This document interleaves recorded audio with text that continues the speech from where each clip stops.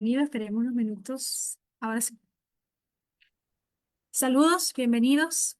Hoy le damos la bienvenida a Roberto Beco, director del Instituto de Eleusis, quien nos va a estar presentando un poco sobre la experiencia junguiana. Tenemos a Roberto. Bienvenidos, en unos minutos comenzamos. Ya se está dando en clase. Pues bien, bienvenidos todos a este espacio del Instituto Eleusis. El día de hoy vamos a hablando alrededor de algunas ideas sobre lo que es la psicoterapia junguiana, el proceso analítico, el enfoque. Entonces vamos a Hola, basar, doctor, bien, gracias. ¿Y usted? puedes ver ahí, por favor, Sole, que no activen los micros. ¿Mm? Sí, ya lo estoy cerrando. Disculpe, por favor. Vamos a tratar de basarnos en este libro. El título de la charla es el título de un libro de un analista llamado James Hall, que es un libro sumamente importante, muy concreto, sobre algunas de las cuestiones más importantes de la psicoterapia junguiana. Sí, lamentablemente con el tiempo que tenemos hoy no vamos a poder agotar toda la riqueza de este texto. Es un texto que introduce de forma muy general a lo que es la experiencia junguiana, ¿no? Pero no es la experiencia desde el punto de vista teórico, sino desde el aplicar esto, el proceso, ya sea como un terapeuta o ya sea como un paciente, ¿no? Entonces, me parece que eso es sumamente importante eh, porque, bueno, la teoría junguiana es muy amplia, hay mucha gente que se aproxima a Jung desde la lectura de algunos de sus libros, pero es muy diferente cuando uno experimenta la riqueza de lo que es una experiencia, ¿no? Junguiana, ya sea desde el punto de vista de aplicar el modelo en la clínica o ya sea como desde el punto de vista de, digamos, de ser paciente, ¿no? Que es sumamente importante esto. Recordemos que fue Jung quien, al momento de ser el presidente de la Sociedad Psicoanalítica Internacional, ¿no? Propuso la importancia del propio análisis, ¿no? Esa era una condición que no existía previamente a la presidencia de Jung. Jung fue el primer presidente de la Sociedad Internacional Psicoanalítica, organizó el primer Congreso Internacional de Psicoanálisis, ¿no? En su tiempo de colaboración con Freud. Y Jung solía decir que, bueno, que el análisis personal era una de las condiciones más importantes para poder ejercer el rol del analista, ¿no? Ponía el ejemplo de el uso de ciertos dispositivos de protección, ¿no? Como las mascarillas, los métodos de barrera, al momento en el cual un médico ingresaba a una sala de infectología, por ejemplo, a un pabellón lleno de pacientes con tuberculosis, ¿no? Entonces, y él decía, bueno, que la labor del analista no es diferente, que el analista se expone del mismo modo eh, al contagio, pero que este contagio es un contagio psíquico, ¿sí? Que en la medida en la que uno conoce sus propios complejos, trabaja sus propios contenidos psicológicos, puede detectar de forma más sencilla lo que ocurre en ese proceso y en la relación terapéutica. Recordemos que para Jung, ¿no? La transferencia, o sea, lo que ocurre en la relación entre paciente y analista, es el alfa y el omega de la psicoterapia. En una ocasión, Freud le preguntó a Jung cómo entendía él la transferencia y él le dijo, es el alfa y el omega de la psicoterapia. Todo lo importante y lo más profundo en un proceso analítico es lo que se mueve en esa relación entre analista y paciente. James Hall va a decir algo que es sumamente interesante, ¿no?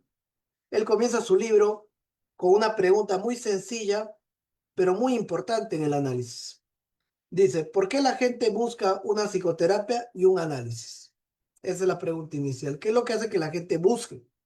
Y dice, se pueden dar muchas razones, pero por lo general existe una motivación subyacente.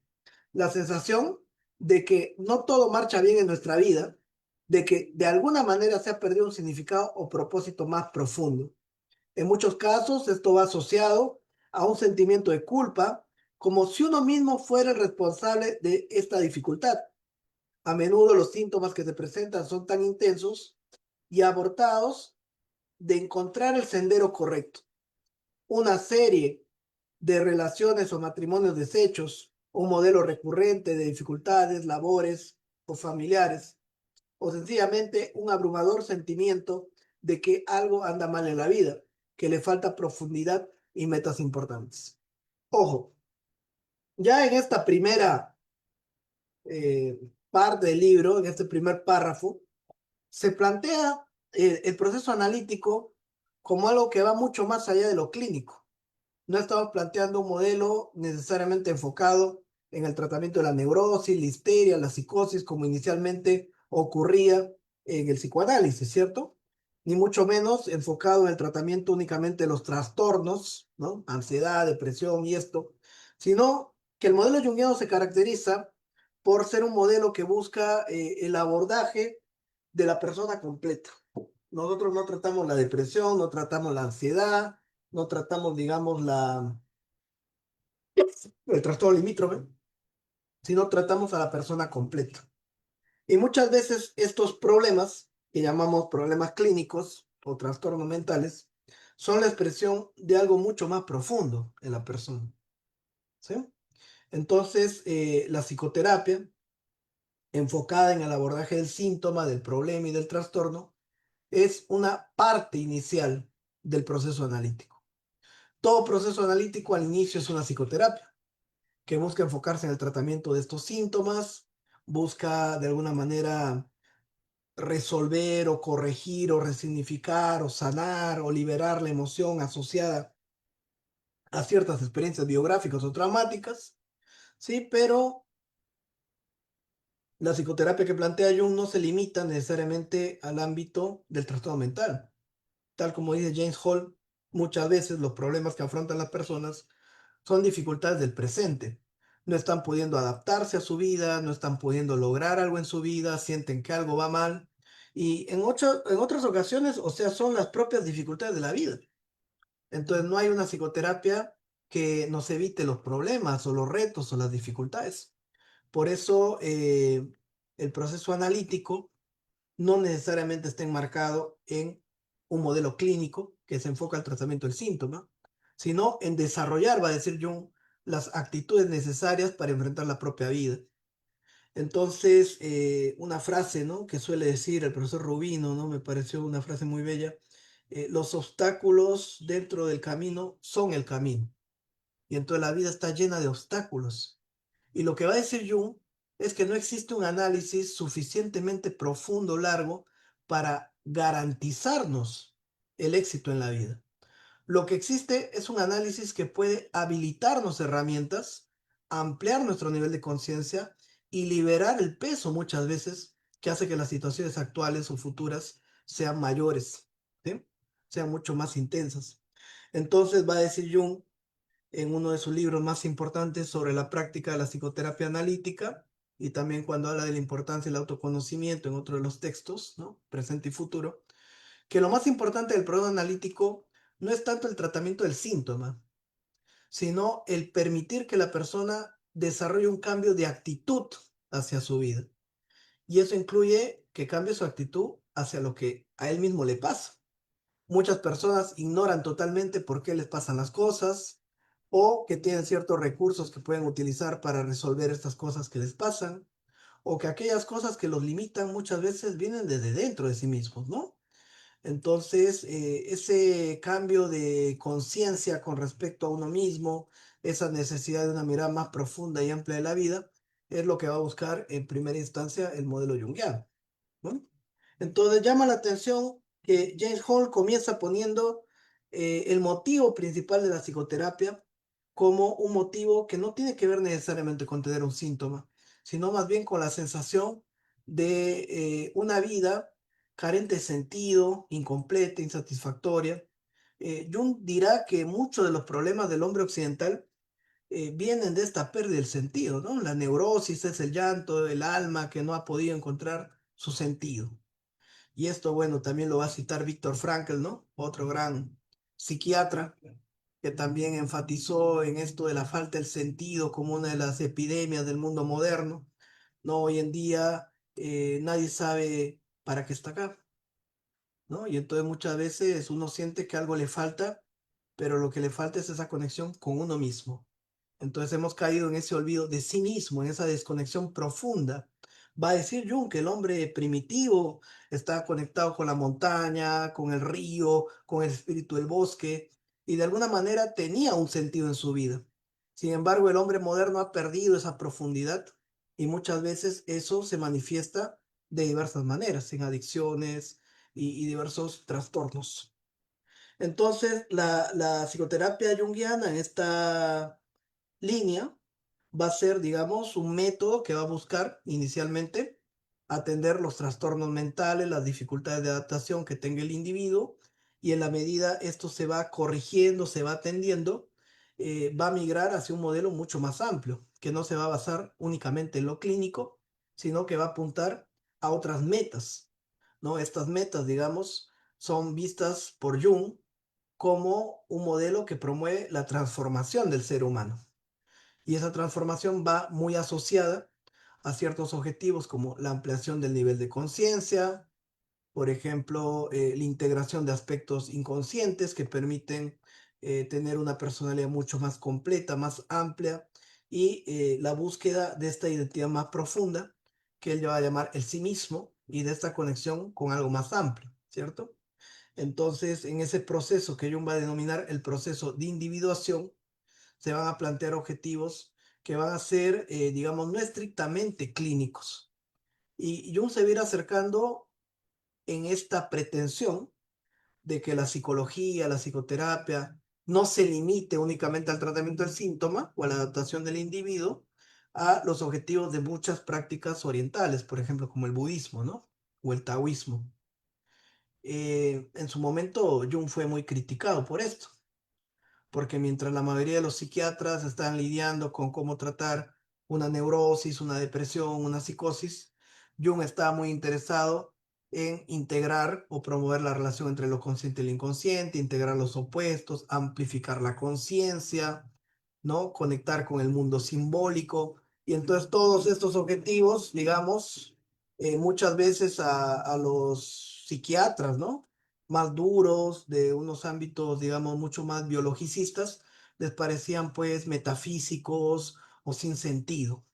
Sin embargo, hoy en día estamos viendo cómo los terapeutas cognitivo-conductuales y basados en evidencia están descubriendo, ¿no? Que la relación terapéutica es importante, que el ser humano tiene un sentido, que las emociones son importantes, que los valores son importantes, que la meditación aporta a la disminución de, ¿no? de varios síntomas. Entonces están descubriendo lo que, bueno, el budismo, las psicologías existenciales, humanistas y profundas vienen diciendo hace cientos de años, ¿no? Entonces, lo bueno de todo esto es que la psicoterapia, digamos, se ha ido liberando un poco de este modelo médico del cual nace, enfocado al tratamiento del síntoma, y va apuntando a la transformación del individuo. Por ejemplo, hoy en día las terapias contextuales trabajan en el desarrollo de habilidades de autorregulación emocional, el cultivo de la compasión, por ejemplo, y todas estas son metas que inicialmente se plantean también en la psicología analítica y empiezan a crear puentes entre el modelo clínico de la psicoterapia y el desarrollo de la espiritualidad. Esto claramente tomado por toda la psicología humanista, ¿no? Norteamericana, que no solamente, digamos, tuvo la influencia de Jung, casi todos los psicoanalistas que emigraron a Estados Unidos y fueron parte del neopsicoanálisis, ¿no? Karen Horney, Clara Thompson, Paul Feder, ¿no? Ya estaban influidos, digamos, por Eric Fromm y toda esta gente, están influidos claramente ya por Adler y por Jung.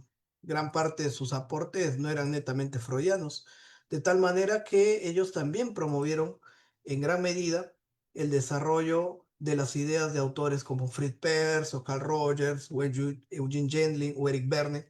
Muchos fueron analistas directos, ¿no? Como fue el caso de Clara Thompson con Peirce o Paul Feder, ¿no? Con Eric Berne. Y entonces la psicoterapia ya no es solamente un modelo que apunta a tratar un síntoma, ¿no? La depresión y la ansiedad y corregirlo conductualmente, sino es un método que promueve el autoconocimiento, la transformación del individuo, el desarrollo y la conexión de ciertos recursos. Y esto yo creo que es uno de los grandes méritos, no solamente de Jung, sino también de Alfred Adler, ¿no? Me parece que fueron fundamentales ellos en este proceso. Entonces, sin embargo, algo que dice James Hall, muy importante, ¿no? Dice, aun cuando la persona con problemas acude al terapeuta o analista pidiendo ayuda para cambiar, a menudo existe el deseo inconfesado de ser aprobado tal como se es y que el fardo del cambio sea cargado sobre otros hombros. Ojo. Entonces, muchas personas van a un proceso psicoanalítico, no para cambiar, sino también para justificarse o para sentirse aprobados, o incluso para que me alivien el sufrimiento, la carga que traigo, ¿no? Yo creo que ese es uno de los motivos por los cuales mucha gente busca terapias breves, rápidas, ¿no? O también, digamos, tratamientos psiquiátricos, porque el proceso psicoterapéutico y analítico implica un hacerse cargo del propio contenido psicológico, ya sea la historia personal, el sufrimiento, implica hacer un cambio, ¿no? Ya decía Hipócrates, ¿no? O sea, antes de tratarte, pregúntate si estás dispuesto a corregir aquello que te enfermó. Y entonces cuando un paciente empieza a darse cuenta que entrar en un proceso de análisis implica hacerse responsable de la propia existencia, muchas veces dan un paso para atrás. Muchas personas incluso van a terapia no porque quieren cambiar, sino porque la vida les está gritando, ya no es posible que siga siendo de esta manera y ellos se resisten al cambio. O sea, mejor dicho, hay mucha gente que va a terapia porque no quiere cambiar, porque está sufriendo, porque se aferra a una versión vieja de sí mismos. Entonces, la imagen arquetípica de la serpiente, ¿no? Y la posibilidad de cambiar de piel es fundamental. Entonces, todos nosotros deberíamos tener esa capacidad de transformación, ¿no? Y esto, dice Jung, es doloroso. El proceso analítico es un proceso doloroso. Es un proceso doloroso porque implica despedirse de una forma de ser que durante mucho tiempo ha tenido lugar en nuestra vida, ¿no? Y entonces eso es fundamental. Hay un momento en el cual el análisis genera resistencias, ¿no? Y esto es muy importante. Miren lo que dice James Hall. En algún momento vamos a hacer una serie de conferencias o webinars sobre todos los capítulos de este libro. El día de hoy daremos una visión muy general nada más al modelo junguiano, ¿va? Dice lo siguiente, ¿no? No solamente la relación consciente entre el analista y el analizado, lo que está involucrado en la constelación analítica, ¿no? También, vamos a ver, también se involucra no solamente la relación consciente de cada una de las partes con su propia mente inconsciente, sino además la mente inconsciente de la otra persona con la mente inconsciente del analista. ¿Se entiende? Por lo tanto, dice, puede haber perfectamente una buena intención por parte de un paciente de hacer un programa analítico conscientemente, pero no sabemos qué es lo que inconscientemente va a movilizar ese proceso analítico. Muchas veces el paciente se va a sentir eh, en la necesidad de agradar al analista, de ser un buen paciente como era, ¿no? Como con su padre. Otras veces de repente sentirá que el analista es cruel, tirano, lo critica, no lo valora. Y entonces se van moviendo dos planos del análisis, ¿no? El plano de lo que ocurre a nivel consciente y el plano de lo que va ocurriendo a nivel inconsciente. Y eso muchas veces, ojo, es algo que puede romper el proceso analítico, ¿no? Entonces dice, aunque la persona perturbada llega al análisis con la esperanza apenas consciente de que no necesitaría terapia, otra parte de su personalidad reconoce la necesidad, ¿no? Y entonces uno ha fracasado en resolver sus problemas. Por eso busca ayuda. Jesús Madrid Soriano, un terapeuta español, dice, el paciente tiene dos problemas. El problema que lo lleva a terapia y tener que contarle su problema a alguien y encima pagarle. Ese es un problema también, ¿no? Y entonces uno va a terapia porque siente que no cuenta con los recursos suficientes para resolver algo en su vida que anda mal, ¿no? Y necesita ayuda. ¿no? Decía Milker, un ejemplo, ¿no? El día de ayer cuando hacía Milker el webinar sobre los mapas del alma, me pareció bello lo que planteaba, que cuando uno se hacía una herida y la mamá le lavaba la herida, descubría que lavar la herida dolía más que la propia herida, ¿no? Y eso pasa en el proceso analítico. Decía muchas veces ir a terapia implica remover el dolor, el sufrimiento. Por eso Jung decía que la primera etapa del proceso analítico es la nigredo, lo oscuro, lo negro, ¿no? Y bueno, Peirce también lo dice de otra manera, ¿no? Sin frustración no hay crecimiento. Jung lo va a decir, bueno, no se puede uno desarrollar fantaseando figuras de luz, ¿no? Solo atravesando la propia sombra. Entonces uno va a terapia porque siente que está sufriendo y resulta que cuando uno empieza a hablar de estos complejos y estas cosas que trae, estos traumas, implica muchas veces abrir heridas, ¿no? Que a veces sería bueno no ver, no querer ver. Jung decía, para el que no quiere verse, la psicología es veneno, ¿no? Es veneno. Entonces yo como psicólogo veo a los otros son los neuróticos, los otros son los enfermos, yo no. Tengo una pareja, el otro es el problema, yo no me veo. Entonces, al punto que el mayor problema de todo proceso analítico es la proyección, ¿no? Creer que ya te conoces es un problema. Y creer que tú no tienes problema, que el problema está afuera es otro problema. ¿No? Y entonces si yo soy una persona altamente sensible, entonces el mundo tiene que adaptarse a mí porque yo soy una persona paz y las personas paz necesitamos esto y lo otro. O yo soy border, por eso soy así. O yo tengo una baja tolerancia al dolor. O yo soy, ¿no? Tenía un paciente que decía que él era infiel porque el neurólogo le había dicho que no podía poner su atención en una sola mujer porque él tenía TDAH. Bueno. Entonces, somos especialistas justificándonos. Incluso utilizamos teorías psicológicas para justificarnos. Y entonces esto lo decía muy bien Gentling, ¿no? La psicología ha aportado un montón de teorías para explicar lo que nos pasa, pero muy pocos están dispuestos a cambiar aquello que les pasa. Entonces, el proceso analítico implica un compromiso en comprender y en transformar. La comprensión no es suficiente. Y ese es un gran vicio que ha tenido el modelo psicoanalítico, ¿no?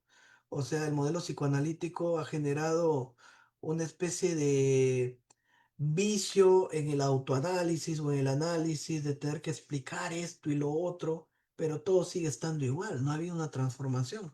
Y hay personas que pueden estar en procesos analíticos muy largos, 9 años, ¿no?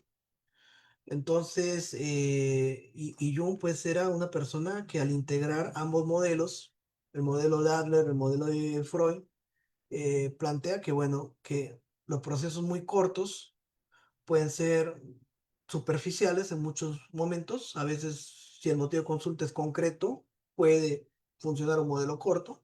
Hay estudios, investigaciones que hablan de la efectividad de las terapias únicas, por ejemplo, ¿no? Modelos sistémicos basados en terapia estratégica, centrar soluciones, procesos muy cortos que no necesariamente son superficiales y que tienen efectos duraderos, demostrado, ¿no? Pero por otro lado, también tenemos, digamos, la evidencia de que muchas veces las personas buscan soluciones rápidas a problemas muy profundos, ¿no? Que cargan toda la vida. Y esto ya dice el budismo, ¿no? Que solo para qué desenterrar una semilla a cada instante para confirmar que está creciendo, ¿sí? Solo un necio haría eso. Y entonces muchas veces el resultado de los procesos analíticos es un resultado que va a variar. Jane Hall va a plantear que una pregunta frecuente que ponen los pacientes es cuánto dura un proceso analítico, ¿no? Y acá hay que hacer una diferencia, ¿no? Entre lo que es una terapia que va enfocada a la solución de un problema, lo que es una psicoterapia que va más o menos apuntando a ver cómo funciona la estructura del yo, cómo ha sido la infancia, qué aspectos más o menos constitutivos en la personalidad hay que corregir, ¿no? Y otra cosa es un proceso de análisis, ¿no? Que el proceso de análisis, al estar relacionado en la mirada junguiana a lo que nosotros llamamos la individuación, es un proceso que no tiene un tiempo determinado. ¿Qué quiere decir esto? Que uno puede hacer muchos procesos de psicoterapia y terminar en muchos momentos un proceso analítico, pero el proceso de individuación va a continuar a lo largo de toda la vida, nunca termina. Siempre habrá nuevas cosas que trabajar y nuevas situaciones. ¿Estamos? Entonces dice lo siguiente James Hall, ¿no? Dice, no solo existen situaciones en las que no solo debemos nosotros conceptualizar las luchas dentro de la psique, que son verdaderos puntos de crecimiento en el proceso de individuación, sino también debe tenerse en cuenta la dirección en la que se está tratando de mover el paciente. Una formulación general y útil, aunque deba ser revisada más adelante. Ojo, el proceso de análisis, la psicoterapia ocurre dentro de un proceso más amplio, que es la vida del paciente. Y entonces los jungianos consideraban mucho la etapa vital del paciente, en qué momento está. Jung creía particularmente importante lo que él llamó la crisis de la edad media, ¿no? El punto de inflexión, 35, 45 años, es donde las personas empiezan a cuestionarse lo que hacen, a buscar hacer un cambio, desarrollarse personalmente. Entonces, cada etapa es distinta. Entonces, no debemos nosotros creer que el proceso analítico es siempre igual, ¿no? En todas las edades. Jung va a plantear que esto va a variar enormemente y va a haber cosas que en cierto momento de la vida son importantes y en otro momento de la vida habrá otras que son importantes. Por lo tanto, no existe un final en los prodoterapia. Lo que uno puede hacer es sentir que ha resuelto ya los motivos iniciales que lo llevaron a un proceso, cerrar ese proceso, pausarlo, pero más adelante en la vida no hay ninguna garantía que no haya una necesidad nueva de empezar un proceso terapéutico, de continuar un proceso terapéutico. Con el mismo enfoque, con otro enfoque, con el mismo analista, con otro analista, como uno decida, ¿va? Dice, una de las razones por las que todos tenemos que sentir que algo anda mal dentro de nosotros es la presencia de lo que Jung llamó la sombra. La sombra es uno de los conceptos estructurales de la psicología analítica, ¿no? La sombra no implica algo malo, sino simplemente se refiere a aquello que ha sido lanzado fuera de la conciencia. Por eso no permanece en la luz de la conciencia. Cuando algo se acerca a la conciencia desde lo inconsciente, llega a un campo de evaluación que se podría llamar campo de opción moral. Parte de lo que se está acercando puede ser aceptable o no aceptable. Entonces, si uno acepta esto, digamos, esto pasa a ser parte de la conciencia. Pero si uno rechaza este aspecto, digamos, se reprime, ¿no? Termina siendo parte de la sombra. ¿Estamos? Entonces, esto es sumamente importante, ¿no? Preguntarnos, por ejemplo, qué lleva a una persona a hacer un programa de psicoterapia o análisis, cuál es el deseo de hacer ese análisis, cuáles son las resistencias que van a surgir de ese proceso, que es algo natural. Un buen proceso tiene que generar en ciertos momentos duda, conflicto, despersonalización, ansiedad, porque uno está movilizando contenidos, eso es normal. No siempre va a ser agradable, ¿no? Remover aspectos personales, y esto es así, para eso está ahí el analista acompañando en ese proceso. Entender que hay una relación explícita, consciente entre terapeuta y paciente, pero que se va a movilizar de forma implícita también contenidos, transferencias, patrones de relación, expectativas, proyecciones. Jung va a plantear que gran parte del proceso analítico se basa en la proyección, ¿no? El paciente va a proyectar sobre el analista, digamos, ciertos arquetipos o imágenes, no solamente figuras paternas, no va a proyectar solo a la madre que no tuvo, o a la madre que tuvo, o al padre, sino también imágenes arquetípicas. Por ejemplo, el Salvador, el héroe, el sabio. Entonces puede ser la gran madre que una paciente proyecte en el analista el arquetipo del sanador, ¿no? Y bueno, y tenga mucha fe en el proceso porque, bueno, ha visto en esa figura a alguien que lo puede salvar. Pero esto, si bien es cierto, al inicio es un buen enganche para la psicoterapia, a la larga puede terminar siendo una dificultad, porque, digamos, lo importante no es que yo te cure, sino que tú te sanes, ¿no? Entonces, lo que buscamos en la psicología analítica es que el paciente conecte con su propio recurso terapéutico, con su propio sanador interno, si queremos decirlo de alguna manera. Entonces, cuando él se empieza a dar cuenta que depende de él el proceso analítico, que él tiene los recursos suficientes, entonces hay un cambio significativo en la calidad del análisis. Estamos. De tal manera que nosotros somos una especie de conector. Nosotros no somos el sabio que guía a la profundidad, ni somos el experto.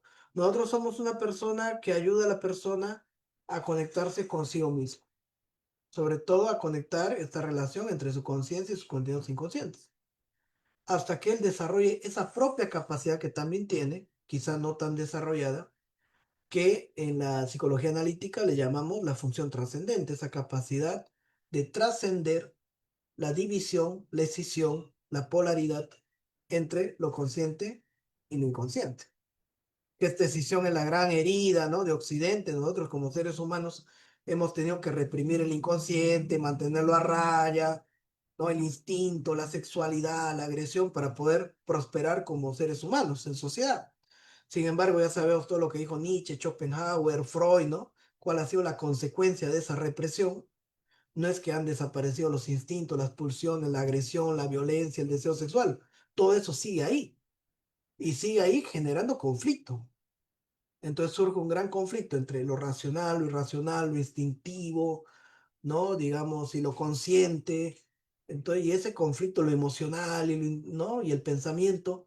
Y entonces esos conflictos siguen estando ahí, se siguen manifestando en la naturaleza humana. Entonces nadie nos ha enseñado a dialogar y a lidiar, a integrar estas dos dimensiones del ser humano, lo consciente y lo inconsciente. Entonces necesitamos nosotros un espacio ya en la adultez que permita hacer ese trabajo de integración, de maduración psíquica. Qué bueno sería, ¿no? Que dentro del sistema educativo se promueva estos aspectos, ¿no? Aprender a integrar las emociones, ¿no? A desarrollar la conciencia, atender estos aspectos, pero bueno, estamos muy lejos de eso, lejísimos. Y entonces necesitamos de un ambiente que integre eso, ¿no? Necesitamos de un ambiente que integre eso, ¿no? Entonces, ¿cómo estamos hasta acá? ¿Alguna duda, comentario,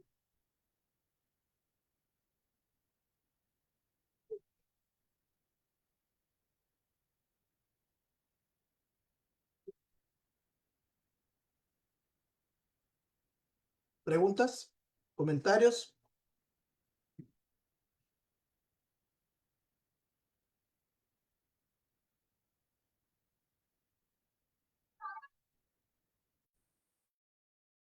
¿Solo hay alguien que tiene alguna pregunta o comentario?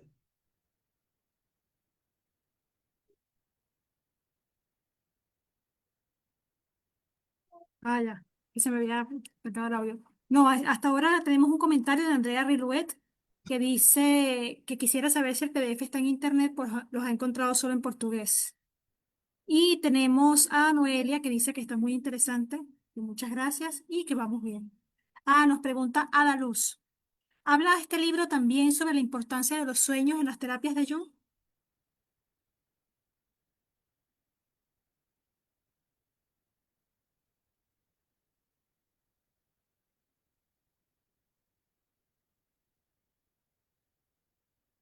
Entonces, esa información, ¿no?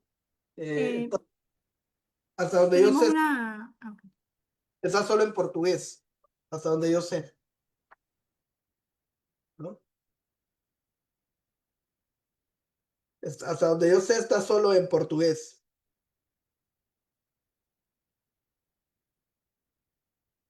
¿no? ¿Hay alguna otra pregunta, Sole?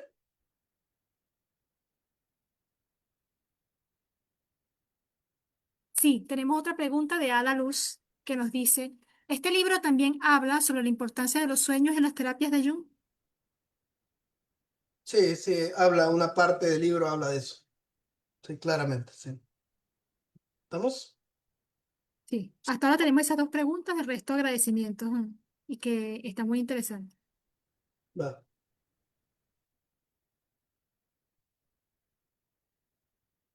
Bien, seguimos entonces. Bien, dice sobre la frecuencia y la duración del análisis, ¿no? Ese es un punto también importante, ¿no? La terapia junguiana es una terapia, digamos, que podemos nosotros dividir en dos instancias, ¿no? Como dije, hasta tres instancias. Mucha gente no se acerca diciendo quiero una terapia junguiana. Busca, digamos, aliviar su sufrimiento. Entonces, mucha gente ha leído a Jung, quiere un proceso junguiano, pero son pocos los que vienen por eso, ¿no? Muchos ni siquiera saben la diferencia entre lo que es un psicólogo, un psicoterapeuta, un analista, ¿no? Entonces, pero por lo general la terapia junguiana se caracteriza por ser una terapia cara a cara. La duración va a depender del nivel de profundidad que busque la persona, del nivel de complejidad. Hay un ejemplo interesante que pone acá James Hall, ¿no? Dice, por lo tanto, ¿no? El hecho de que los analistas junguianos no tienen una opinión uniforme en estos asuntos sobre la duración del periodo analítico hace que la mayoría de junguianos tengan, digamos, diferencias. Mientras algunos junguianos y la gran mayoría tienden cara a cara, algunos junguianos en Inglaterra siguen usando el diván, ¿no? Pero la pregunta cuánto debe durar un análisis depende de muchos factores, ¿no? Al punto de tratar de estimar cuánto tiempo se estará en análisis es como preguntar qué tanto uno quiere aprender un idioma extranjero, dominar un instrumento, un arte marcial, construir una casa. Entonces, bueno, eso va a variar, ¿no? Digamos, lo que sí podemos decir nosotros es que hay diversos tipos de pacientes, ¿no? De eso vamos a hablar ahora, ¿no? ¿No? Entonces, esto es importante, ¿no? La estructura del análisis sí tiene una estructura muy condicionada, ¿no? Y la otra es el ego que se somete a esa individuación. Entonces, eso es importantísimo, ¿no? Vamos a hablar de eso. Sobre este punto del contenido del libro, el libro se divide en varios capítulos. La persona con problemas es el que estoy comentando ahora. Después va a hablar de la mente y el cuerpo, que es un capítulo donde va a explicar más o menos el mapa del alma que plantea Jung, el mapa de la psique, ¿no? Que bueno, sabemos los que ya hemos seguido algunos espacios del instituto y estas cosas, ¿no? Entonces, digamos que la conciencia es la primera etapa de la psique, el primer plano. Después tenemos un segundo plano que es el inconsciente personal, donde están estos contenidos personales que Jung va a llamarlo complejos. Y después el plano más profundo que tiene que ver con eh, los arquetipos, ¿no? Entonces, no vamos a profundizar en esto, es un tema muy amplio, ¿no? Es un tema sumamente amplio, ¿no? Bueno, después hablaré del diagnóstico, esto lo podemos comentar brevemente. La psicología analítica, si bien es cierto, usamos el aspecto clínico, todo lo que haría un psicólogo, un psiquiatra, un médico, desde la parte psicopatológica, semiológica. O sea, el modelo junguiano no excluye esto. Un mito general es que Jung es un viejito que leía el tarot, ¿no? Era un místico. Y esto no es así. Jung era un psiquiatra muy bien formado, fue jefe del hospital de Burgosli en la Universidad de Zúrich, investigó psicopatología dura como la psicosis, la histeria, estuvo trabajando como psiquiatra arduamente, ¿no? Y con pacientes toda su vida, ¿no? Entonces, eso es fundamental, ¿no? Entonces,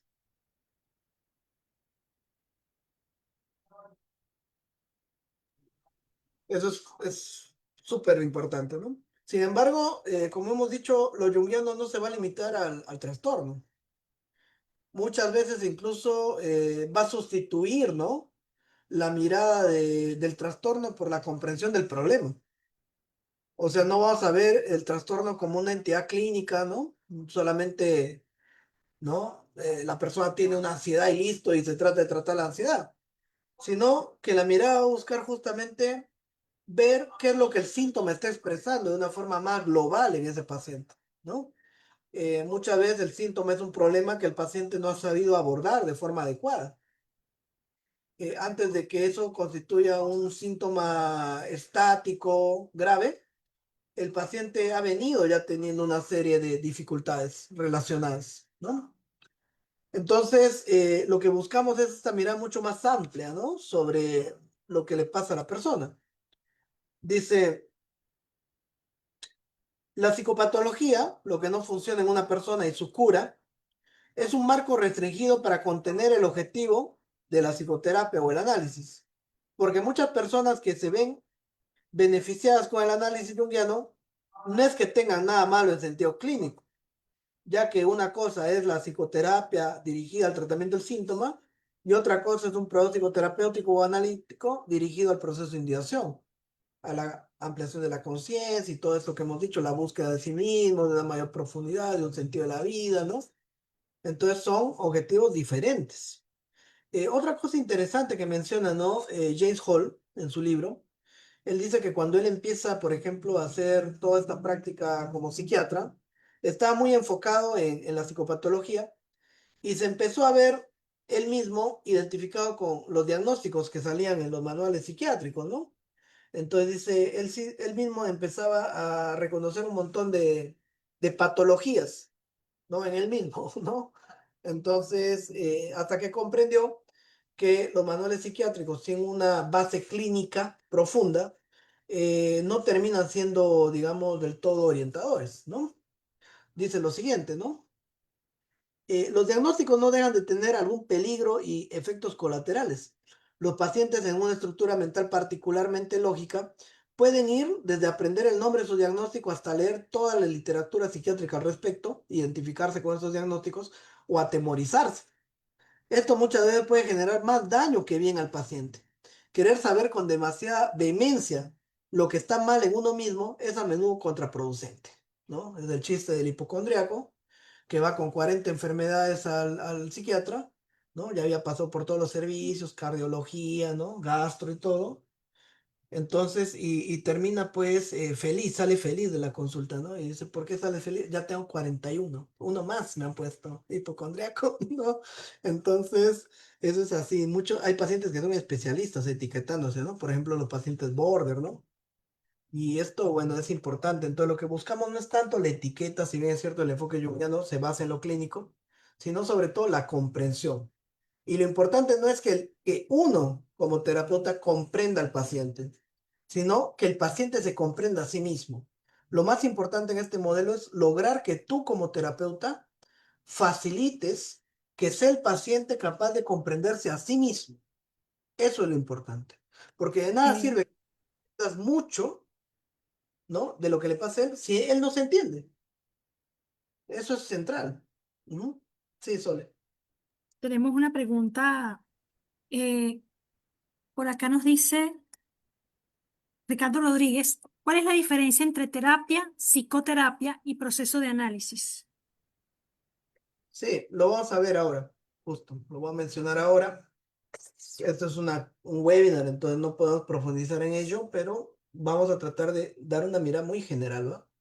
Entonces, la estructura del análisis es una estructura que sigue, digamos, una serie de pasos, ¿no?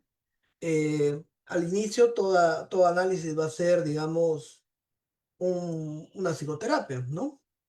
En la medida en la que, digamos, al inicio vendrá la persona trayendo cosas que le han pasado en su infancia, en su adolescencia, conflictos que tiene con el entorno, dificultades, ¿no? Para adaptarse socialmente. Hay honorarios, hay frecuencia, por lo general una vez a la semana, dos veces a la semana a veces, ¿no? Se sugiere la terapia junguiana. Hay una estructura cara a cara, hay roles claros. Entonces, el proceso analítico tiene todo un proceso estructurado. ¿No? Y entonces esa estructura, con cierta libertad, el paciente habla de lo que quiere, no está obligado a comportarse de cierta forma, es libre, ¿no? Y en una relación cara a cara. Hay una anécdota de Jung que recibe una paciente que había estado en análisis muchos años y Jung se sorprende que nunca había trabajado sus temas a fondo. Y entonces le dice, se molesta, ¿no? La paciente le dice, doctor Jung, usted está molesto. Y le declaro que estoy molesto. Usted ha ido años a análisis y no trabajó nada. Y le dice, mi anterior terapeuta dijo que un analista no puede mostrar emociones, que no puede tener emociones. Y le dice, con todo respeto, su anterior analista era un idiota, le dice Jung. Y la paciente se sorprende, pero usted está molesto. Mi analista dijo, su analista tenía emociones, pero nunca las mostraba. ¿no? Entonces esa paciente que estuvo más de 7 años en análisis, por primera vez se encontró que el analista era una persona, ¿no? Entonces antes veía un diván que estaba volteado, solamente le decía tiempo y se iba, ¿no? Iba traído por semana. Entonces la terapia junguiana es una terapia en la que el analista se compromete con el paciente y se compromete a tal punto que es necesario un análisis personal y una supervisión. No es recomendado que un psicólogo, un analista no tenga espacios personales, ¿sí? Eso es algo fundamental. Lo hemos dicho al inicio de la charla. Entonces, estos son algunos textos que les recomiendo si quieren profundizar en esto. La práctica de la psicoterapia, el tomo 16, donde Jung hace algunas reflexiones de la primera parte, la segunda es muy difícil, la psicología de la transferencia es muy compleja, pero en la primera parte hay una serie de conferencias sobre la psicoterapia, ¿no? La práctica de la psicoterapia, todo esto. En la segunda parte, digamos, hay un análisis, una revisión sobre la transferencia, la relación entre consciente e inconsciente y las proyecciones que surgen de esas relaciones. Apoyan unos textos y dibujos alquímicos que es Rosario Philosophorum. En la última etapa es uno de los dos últimos libros de Jung, ¿no? Psicología de la transferencia y Misterio Conexiones son las dos últimas obras de una dificultad importante. Entonces, si están comenzando a leer a Jung, no les recomiendo esos textos, ¿no? Misterio Conexiones, Psicología de la Transferencia. Hay que comenzar por otros como dos escritos de psicología analítica, el seminario de introducción a la psicología analítica, las conferencias de Tavistock, no El hombre y sus símbolos, que fue un libro, bueno, último, pero es una colaboración, no está dentro de la obra completa, más divulgativo. Entonces, y este libro, la experiencia junguiana, ¿no? Que hemos hablado hoy, la experiencia analítica, la experiencia junguiana se llama en realidad, no la experiencia analítica. Hay un error acá, ¿no? Entonces, sabemos quién fue Jung, fue un médico psiquiatra suizo, ¿no? Que estuvo trabajando como psiquiatra en la clínica universitaria de la Universidad de Zúrich, en Burgosli.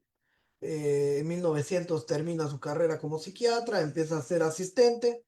En 1900, ¿no? Digamos, 6 entra en contacto con Freud, ¿no? Inicia una relación intensísima con Freud en 1907, se vuelve su mano derecha junto con Adler, los dos. Había una preferencia hacia Freud, ¿no? De Freud, digamos, hacia Jung. Dijo que era su príncipe heredero, el hombre del futuro y todo esto. Lo nombró el presidente de la Sociedad Psicoanalítica. Dijo que él y Otto Pohls eran los dos más brillantes alumnos que tuvo alguna vez, pero que Otto Pohls está medio loco. Y entonces, por lo tanto, toda su confianza y esperanza se puso sobre Jung, ¿no? Entonces Otto Pohls es un personaje, ¿no?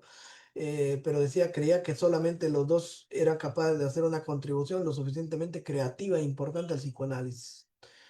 Bueno, hubo muchos autores importantes, ¿no? Dentro del psicoanálisis estaba, bueno, Wilhelm Reich también, estaba, bueno, Otto Rank, o sea, había muchos, ¿no? Ferenczi, pero bueno, el que brillaba ahí intelectualmente era Otto Pohls, que era medio loco, ¿no? Era un anarquista, y estaba Jung, que era mucho más organizado, mesurado, ¿no? Ambos psiquiatras. Y Adler, que era un médico oftalmólogo brillantísimo, creó la psicología individual, pero que desde el inicio tenía sus propias teorías, ¿no? Igual que Jung tenía también algunas ideas. Entonces no fueron exactamente discípulos, fueron más colaboradores. Y entonces esta relación se rompió muy rápido en 1912, en el 13 ya estaban totalmente rota la relación. Jung publica su primer libro y eso generó una ruptura definitiva con Freud. Se le excluyó a Jung de todos los círculos psicoanalíticos, por eso se habla muy poco de Jung dentro de la sociedad de psicoanálisis hasta el día de hoy. Se hizo un comité secreto, ¿no? Para excluir a Jung y todo esto. Y entonces, pero Jung, que ha sido muy excluido, se defiende solo, ¿sí? Uno no tiene que defender a Jung. Jung se defiende solo. Lo que hay que hacer es revisar su obra, leerlo, estudiarlo. El gran problema es cuando la gente que no tiene una formación suficiente empieza a decir los arquetipos jungianos, ¿no? Los 7 arquetipos, el té de los colores de Jung, el té de las diosas de Jung. Y eso no tiene nada que ver con Jung, claramente, ¿no? Entonces, y Jung está tan manoseado que al momento de difundirlo, nosotros tenemos que ser muy serios para evitar caer, despertar más prejuicios de los que ya hay, ¿no? Entonces, el hecho de que Jung haya sido un hombre que se atrevió a integrar la espiritualidad, la filosofía oriental, la psicología, la religión, la mitología, la alquimia, el simbolismo, ¿no? Arquetípico, ¿no? Entonces hace que mucha gente lo vea con sospecha sin conocer, ¿no? A eso nos enfrentamos. Lo que propone Jung es un modelo clínico, no sustituye lo clínico de ninguna manera, le da psiquiatra. Entonces nosotros partimos de una aproximación fenomenológica muy importante. ¿Qué le pasa al paciente siempre? Lo más importante. Jung le llama a esto la ecuación personal, ¿no? La realidad psíquica. Siempre partimos de la pregunta, ¿qué le pasa al paciente? ¿Va? ¿Cómo entiende el paciente lo que le pasa? Fundamental, el diálogo. ¿Qué entiendes tú por esto? ¿Cómo lo ves tú? ¿Con qué lo relacionas? No imponemos la comprensión. La comprensión se teje en la relación dialógica entre terapeuta y analista, ¿no? En terapeuta y analizado y paciente. O sea, un sueño, ¿no? Cuando trabajamos un sueño, no es el analista el que dice, bueno, tú sueñas y dije esto. Es el diálogo, con qué lo relacionas, con qué lo asocias, qué te dice esto, cómo lo ves tú, cómo lo entiendes tú. Es también entender no solo por qué le pasa, de dónde viene el problema, sino para qué le está pasando. Todas estas lógicas las vamos tejiendo nosotros dentro del proceso analítico, o sea, vamos trabajando desde lo clínico, ver la estructura del yo, los rasgos de personalidad, los síntomas, el nivel de gravedad, el diagnóstico CIE-10, DSM-5, posibles opciones de tratamiento, riesgos asociados, ¿no? Factores intrínsecos y extrínsecos, defensas, recursos del paciente, todo lo que sea material, evaluación, por ejemplo, clínica, cuestionarios, inventarios, test proyectivos, todo eso lo podemos hacer. Pero todo eso se hace después, no antes. Lo primero es comprender qué le pasa a la persona, ¿no? Y para comprender qué le pasa, tenemos que acercarnos a la realidad psíquica del paciente y también a su mundo simbólico, a comprender su sistema, con quién vive, qué hace, tiene pareja, no tiene pareja, depende, no depende, cómo son sus relaciones. O sea, necesitamos integrar una mirada sistémica también. No podemos tratar al paciente de forma aislada, ¿no? Él tiene un contexto. Y entonces, al momento de acercarnos al paciente, qué le pasa, cómo lo entiende, por qué le pasa, para qué le está pasando, cómo influye su entorno y cuál es su mundo simbólico, entender qué sueña, qué imágenes aparecen en sus sueños, ¿no? Porque los sueños también son como una brújula, dice Jung, que nos orientan de aspectos que a veces el paciente no es consciente que tiene. Entonces atendemos mucho al mundo simbólico, al trabajo con el arte, con los sueños, con la imaginación activa. Eh, Vamos a trabajar mucho estos tres conceptos: realidad psíquica, qué es lo que le pasa a cada persona tiene su propia realidad, la realidad de uno no es la del otro, por lo tanto, dos depresiones son totalmente diferentes, no se tratan igual, ¿no? A la actitud simbólica, cómo ve el paciente sus contenidos inconscientes, cómo entiende los sueños, aprender a que el paciente sea capaz de comprender sus propios sueños, que no dependa del análisis externo de otro, sino que él desarrolle esa capacidad simbólica. Roberto, hay una pregunta en el chat que me parece muy con el tema, ¿no? Dice, ¿qué sucede si la persona siente un rechazo a la expresión simbólica o no es capaz de trabajar sobre ello porque tiene connotaciones de superstición o le da miedo, por ejemplo? ¿Deja de ser viable la psicoterapia junguiana? Todo es simbólico, eso es muy simbólico. ¿Qué simboliza para él lo simbólico? Su trabajo es, ya estamos haciendo trabajo simbólico. ¿Sí? Si eso simboliza claramente algo negativo, ¿con qué ha asociado eso? Tengo una paciente que asociaba el tarot, un día estaban unos alumnos leyendo el tarot, entra la alumna, ¡ay, que el tarot! Dijo, ¿no? Y entonces se le pararon los pelos. Psicóloga cognitiva conductual, de formación, ¿no? Y entonces, bueno, ¿qué te pasa con eso? ¿Por qué esa reacción? Es que a mí no me gusta nada que tiene que ver con brujería, esoterismo, pa. ¿No? Empezamos a explorar un poco en la clase, era una terapia grupal, y salió que cuando era niña tenía una empleada que era de la selva doméstica, que le contaba las historias de las brujas, los brujos, ¿no? Y entonces, cuando no querían comer la comida, voy a llamar al gato negro, ¿no? Que te coma la lengua. El gato negro es el diablo que se disfraza de gato y viene en las noches para castigar a los niños que se portan mal, ¿no? Y entonces ella no recordaba esa historia. Entonces, inconscientemente ella había asociado todo lo esotérico, la brujería y todo esto a esa experiencia. La rechazaba, no sabía por qué. Eso es un complejo. Cuando algo nos genera una reacción emocional muy fuerte, desmedida, que no corresponde al hecho, ¿no? Es porque hay un contenido inconsciente que no se está viendo, ¿no? Una paciente que contaba los condones de la pareja, ¿no? Y iba, contaba, apuntaba el número de serie, ¿no? Y entonces habían grandes peleas porque una vez ella se acordaba que había dejado dos condones, el otro le decía, no, solo quedó uno. Entonces, ¿pero qué pasó? Cuando era niña, esa paciente encuentra un condón usado en el auto del papá. Y le dice a la mamá, mamá, mire, encontré eso, ¿qué es? Bote esa porquería. Y es una pelea, ¿no? Campal en la casa, era una niña en medio de eso. Después toda la vida la mamá contándole las infidelidades del papá, llevándola a ver al papá que estaba en otro lado con una mujer, ¿no? Entonces, imagina lo que implica para esa muchacha el condón usado como símbolo y lo que le despierta es muy distinto a alguien que no tiene esa experiencia. Entonces nosotros podemos juzgar desde fuera, pero, o sea, hay que entender desde dentro qué representa esto. Entonces, si una persona tiene una gran resistencia, es porque hay algo muy importante detrás de esa puerta que no quiere abrir. Entonces, hay varias cosas que se hacen, no te puedo decir ahorita qué hacer, ¿no? O sea, para eso hay que formarse, hay que ver, hay que supervisar.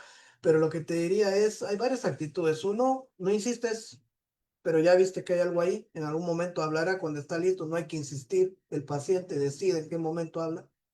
Lo segundo, el haces ver la resistencia. Oye, mira, ¿qué te está pasando? Te das cuenta que cuando toqué esto reaccionaste de esta manera, de una forma lo suficientemente, digamos, empática, cuidadosa para no generar más resistencia, ¿no? Lo haces un abordaje paradójico. Mira, entiendo que no quieras hablar de esto, no tienes ninguna necesidad. Pues está bien que sigas así, evadiendo esto, pero si en algún momento tú quieres hablar de eso, estoy acá, ¿no?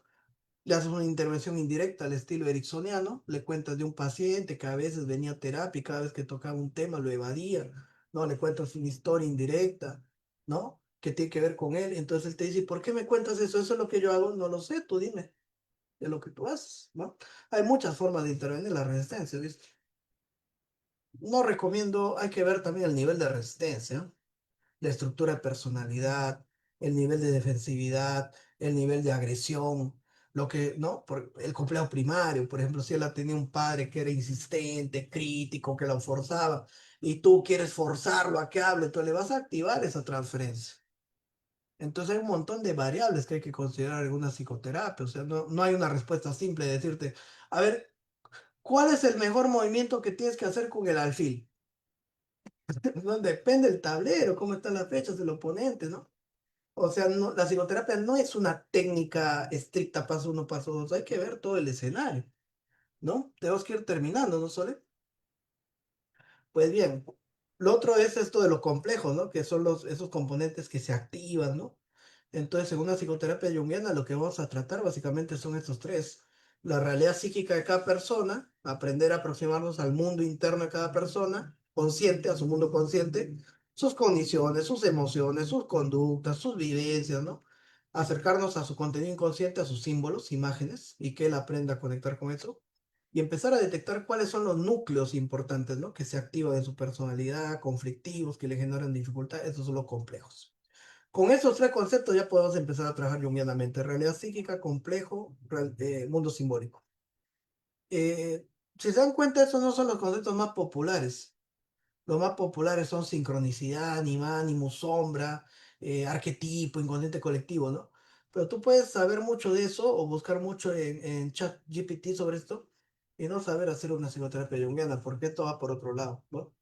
Va por saberte cómo acercar a lo que le ocurre al paciente y ampliar sus contenidos simbólicos, trabajar complejos, ¿no? Va por otro lado esto. Algunas cosas importantes que hacemos los terapeutas junguianos, promover la toma de conciencia, el desarrollo de la actitud simbólica, diferenciar los contenidos conscientes de los inconscientes, ampliar los contenidos inconscientes, ¿no? Que haya más luz, más conciencia sobre estos, integrar los contenidos inconscientes en la conciencia, elaborar el complejo básico materno y paterno, que estos dos complejos son los que influyen mucho en la estructura de un yo funcional. Muchas personas con personal limítrofe, dificultad para adaptarse, han tenido un mal proceso de apego, de parentelización, entonces muchas veces hay que volver a esos complejos primarios, materno, paterno, Uno de los objetivos más importantes es la diferenciación del adulto de las figuras parentales, ¿no? Hay adultos que llegan a consulta que siguen muy ligados a la madre, muy poco diferenciados al padre. Mi mamá piensa esto, mi mamá dice esto, pero ¿qué piensas tú? ¿Qué quieres tú? Entonces hay que hacer un trabajo que es básico a veces, ¿no? De diferenciación. Para ser uno mismo hay que ser desleal a los padres, dice yo. Nadie puede ser uno mismo siendo fiel a los padres. Uno tiene que buscar su propia identidad. Y otra frase que dice, no hay nada que haga más daño a un hijo que la vida no vive de los padres. Cuando los padres proyectan sobre el hijo lo que ellos no han podido hacer. Entonces hay madres que cuando el hija se casa, parece que están casando ellas, ¿no? Hay madres que cuando el hija se divorcia se indignan, ¿no? Y ella misma se ha divorciado o ha tenido una relación de miércoles, pero la hija tiene que mantener el matrimonio, ¿no? Y entonces todo esto que el padre a veces o la madre proyecta o el padre no pudo ser médico, entonces quiere que el hijo sea médico o ingeniero, le impone su carrera, ¿no? Entonces todas las cosas que hacemos los padres a veces, muchas veces con la mejor intención, pero que no tiene nada que ver con la identidad del hijo. El hijo es una persona nueva, independiente, y a veces uno no entiende eso como padre, ¿no? Y es muy importante para la mirada junguiana promover lo individual, lo único de cada persona. ¿Sí? Entonces, trabajar con los diversos complejos con los que traen los pacientes, ¿no? Complejos importantes de inferioridad, superioridad, de abandono, de culpa, complejo de salvador, complejo de víctima, ¿no? El paciente viene con todos estos complejos que a veces son estructuras muy rígidas en su propia personalidad. La persona está sufriendo años, 20 años con el complejo de inferioridad, queriendo mostrar que es competente o sintiéndose que tiene que salvar y cargar con los problemas de los demás. Entonces no es fácil desmontar eso, ¿no? O sea, son modos de ser, modos de existir, que tienen toda una historia detrás dolorosa, la persona sufre con eso. Y entonces empezar a hacer ese trabajo, desmontar esa estructura, ¿no? Bueno, la expresión y movilización de la energía psicológica, la conexión con ciertos arquetipos o imágenes arquetípicas, el trabajo con la sombra, el ánimo, el ánimos, los opuestos, los sueños, bueno, es muy amplio lo junguiano, ¿no? Todos estos son, esto ya lo hemos hablado, ¿no? Cosas que hacemos los terapeutas desde lo clínico, promover, por ejemplo, todos esos enfoques que hemos mencionado, ¿no? El fenomenológico, el dialógico, hermenéutico, lo arquetípico, el trabajo con los complejos, la importancia de los tipos psicológicos, ¿no? En el análisis, el paciente es extrovertido, introvertido, pensamiento, sentimiento, intuición, sensación. Primero comprender el tipo, después promover el desarrollo de los otros aspectos de la tipología. La imaginación activa, los sueños, el trabajo con cuentos y mitos, el uso de técnicas expresivas como la arteterapia, la relación de transferencia, promover la individuación en el análisis, ver el momento y situación en la vida en la que está el paciente, dificultades del propio proceso analítico, momentos donde el proceso analítico se detiene, se enreda, se estanca, ¿no? Todo esto es lo que vamos viendo. La diferencia entre... Excelente. Voy a terminar, ¿sabes? Si me das un minuto. La Ujú. diferencia entre terapia, psicoterapia y análisis es que la terapia es un proceso que va enfocado a un problema muy concreto. Por ejemplo, no sé, tengo problemas de comunicación con mi pareja, yo puedo ir 6 sesiones y mejorar eso tranquilamente. No implica una profundización en la historia, en la personalidad del paciente. La psicoterapia requiere ya establecer cierto encuadre, ciertas condiciones, un periodo mínimo, diría yo, de 3 meses, donde puedes conocer un poco la historia del paciente, crear un mundo terapéutico, roles establecidos, y que siempre están enfocados por lo menos en tres aspectos básicos: el pasado del paciente, el presente del paciente o la personalidad del paciente. Uno de esos tres aspectos, ¿no? El paciente tiene un modo de ser que le genera dificultad, lo quiere cambiar, por ejemplo, es muy dependiente, muy ansioso, o el paciente trae traumas y cosas del pasado que nunca pudo resolver, las lleva a la relación de pareja, por ejemplo, o el paciente está en un momento difícil, se acaba de separar. En cambio, el proceso analítico no está empujado por una necesidad de este tipo. O sea, uno no va a análisis porque, digamos, tiene un problema, ¿no? Sino va a análisis porque siente que el análisis es algo que le puede ayudar a desarrollarse, a mejorar. Entonces, el proceso de individuación no está necesariamente relacionado o el análisis a tratar el síntoma. Lo dice así James Hall, miren, cuando habla del ego individuado en el último capítulo, algo muy importante, interesante, dice lo siguiente, ¿no? El análisis es un proceso de autorreflexión y comprensión que intenta librarnos de un innecesario sometimiento a los complejos dominantes de nuestra vida psicológica. El análisis trata de ayudarnos a encontrar la senda a nuestra propia individuación, a la que jamás puede ser definida en términos generales o culturales. Es una ventana que se abre a la individuación. La individuación es el camino a una vida más profunda. Su meta es una vida más completa y llena de significado. Entonces una persona no necesita tener un problema clínico, una depresión para buscar un problema analítico, ¿no? Y entonces, esa es la diferencia. En el análisis uno va a conocerse, ampliar su conciencia, integrar aspectos de uno mismo, su sombra, ¿no? Conectar con sus sueños, sus símbolos, pero no necesariamente está empujado por una dificultad en el aspecto clínico, algo a corregir, a sanar, a curar. A diferencia de la psicoterapia, donde sí claramente hay un objetivo, ¿no? Concreto de adaptación, de resolución. Em, la terapia junguiana, pues es un enfoque entonces hermenéutico, dialógico, fenológico, basado en la relación, que busca integrar por el sintético constructivo, construir con el paciente la solución, la comprensión. No es unilateral, es una terapia bidireccional. Los dos estamos en terapia, el analista también está en terapia, el analista también se da cuenta de cosas de él cuando está en terapia, no solamente el paciente se da cuenta. A mí el paciente también me toca a mí, me hace que me cuestione cosas. ¿No? Por eso es bidireccional, es dialógica. Y es un enfoque que le da mucha importancia a los símbolos y a los arquetipos que aparecen en sus sueños, en sus fantasías. Eh, la terapia junguiana va más allá de lo clínico, ¿no?